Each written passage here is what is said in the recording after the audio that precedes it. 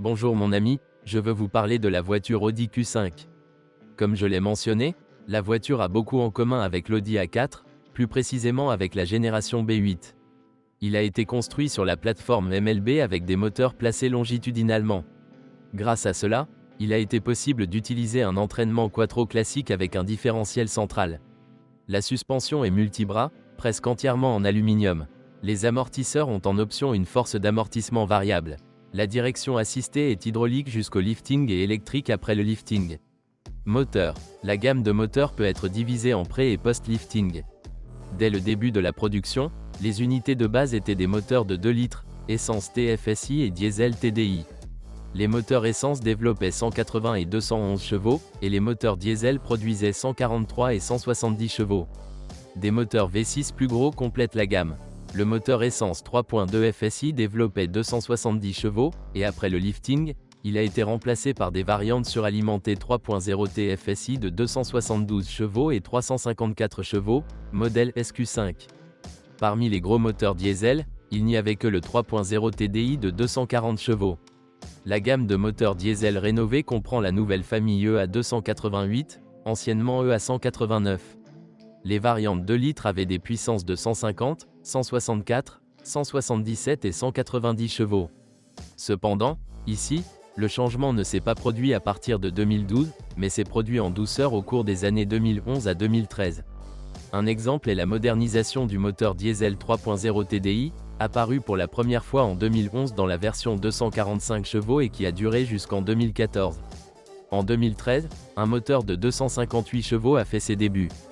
De plus, l'Audi SQ5 était également proposé avec des moteurs 3.0 TDI d'une puissance de 313 chevaux, à partir de 2012, et à partir de 2015 dans une version compétition de 326 chevaux et une version de 340 chevaux comme SQ5+.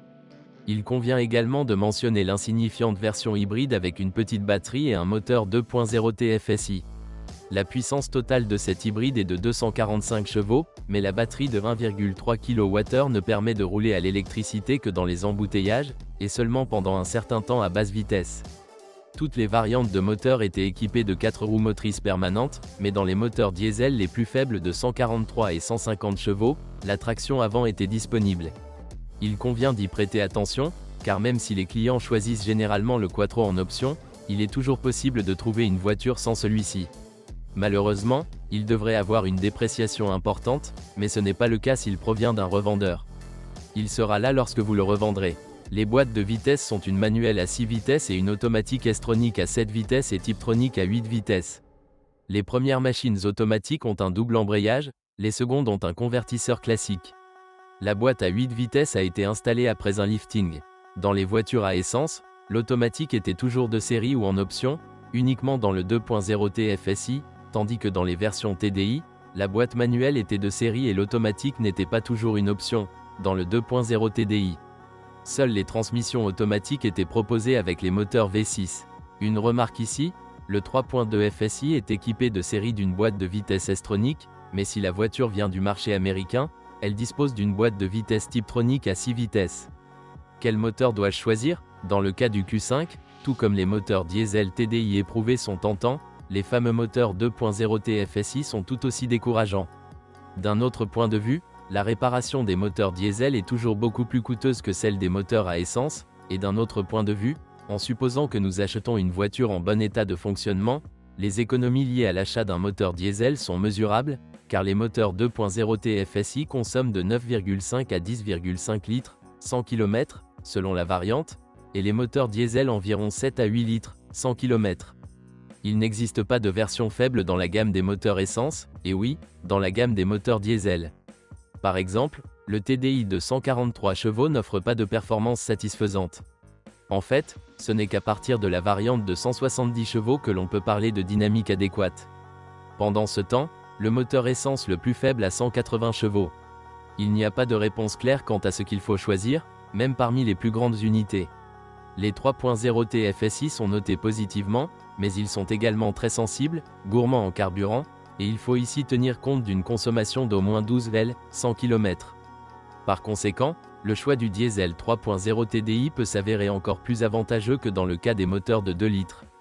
En moyenne, La consommation de carburant est d'environ 8 L, 100 km, mais sur route, elle peut descendre jusqu'à 6 L, 100 km.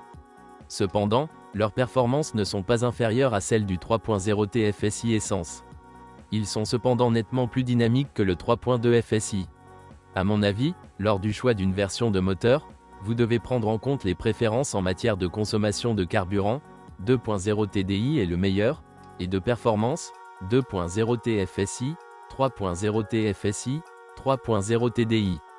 Malheureusement, le 3.2 FSI n'est pas un compromis, c'est plutôt le pire choix du point de vue de la dynamique et de la consommation de carburant.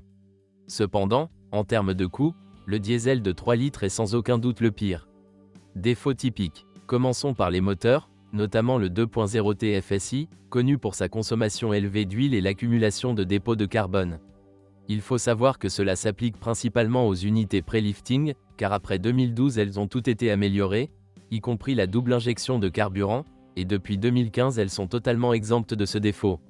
Deuxièmement, même si vous achetez une voiture pré-lifting ayant tendance à consommer de l'huile, le moteur a généralement été soit réparé par le concessionnaire ou l'utilisateur, soit remplacé par un meilleur. Il est rare qu'un moteur présentant un défaut aussi important survive jusqu'à nos jours. Bien entendu, cela ne signifie pas que l'achat soit toujours sûr. Si vous recherchez une voiture pré-lifting, il est préférable de choisir un 2.0 TDI diesel ou, alternativement, d'éventuellement réparer ou remplacer le 2.0 TFSI.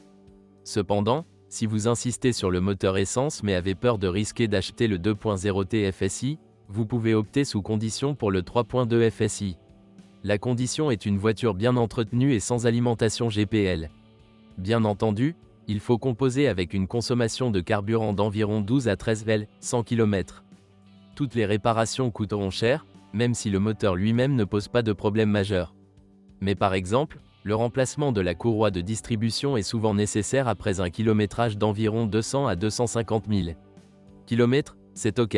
Le bloc 3.0 TFSI associé soutenu par un compresseur mécanique est généralement salué par les utilisateurs, mais la négligence se retourne rapidement contre lui. Ce moteur est facile à gripper et à surchauffer. Les voitures pré-lifting équipées d'un moteur 2.0 TDI, en particulier dès le début de la production, doivent être vérifiées pour le fonctionnement de la pompe à huile et réparées si nécessaire. Sa panne entraîne la destruction du moteur, mais les ateliers spécialisés dans les voitures du groupe Volkswagen s'en occupent parfaitement. Il ne faut donc pas avoir peur du diesel, même s'il ne faut pas oublier que les réparations sont assez coûteuses en raison du nombre de composants. D'un autre côté, moins cher que dans les voitures d'autres marques. Cependant, le moteur lui-même et ses accessoires sont très durables et ne posent généralement aucun problème. Les moteurs diesel rénovés sont encore meilleurs, mais c'est là qu'un système de traitement des gaz d'échappement plus avancé et défectueux entre en jeu. Cependant, il n'y a pas beaucoup de réserves sur le moteur lui-même et il s'agit généralement d'un choix sûr. Cependant, acheter un diesel 3.0 TDI est risqué, quelle que soit l'année. Si la structure elle-même est très durable, elle comporte plusieurs zones sensibles, mais également très coûteuses. Il n'y a pas de problème majeur avec les boîtes de vitesse, même si les réparations de la boîte de vitesse S-tronique coûtent cher. Cependant, cela dure généralement jusqu'à 300 000 personnes. Kilomètres sans aucun défaut. Le plus souvent, les problèmes proviennent de la mécatronique, et il ne s'agit pas d'une refonte majeure. Un embrayage humide avec volant bimasse n'est pas particulièrement cher, car des substituts peuvent être trouvés. La boîte de vitesse à 8 rapports est une conception ZF bien connue et extrêmement durable.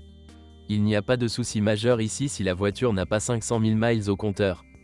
Kilomètres. Quant aux autres éléments du système d'entraînement, c'est-à-dire les différentiels central et arrière, ainsi que les arbres, il s'agit d'une structure très durable.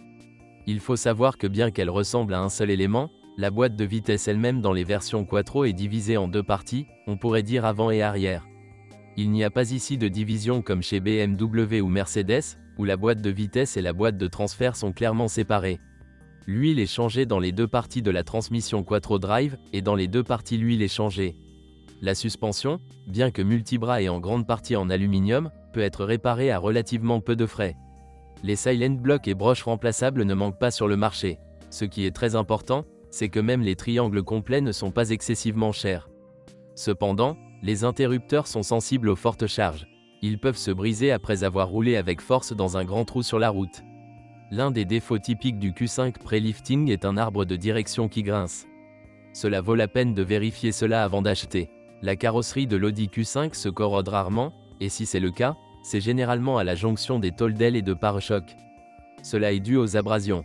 Cependant, le vernis est assez délicat, et le noir perd très vite son éclat à cause des rayures visibles, même au lavage. Malheureusement, beaucoup d'entre eux sont noirs et s'ils ne sont pas correctement détaillés, ils ont un mauvais aspect. L'esthétique n'est pas non plus améliorée par le verre de phare dépoli. Ils sont souvent fumants, voire fissurés.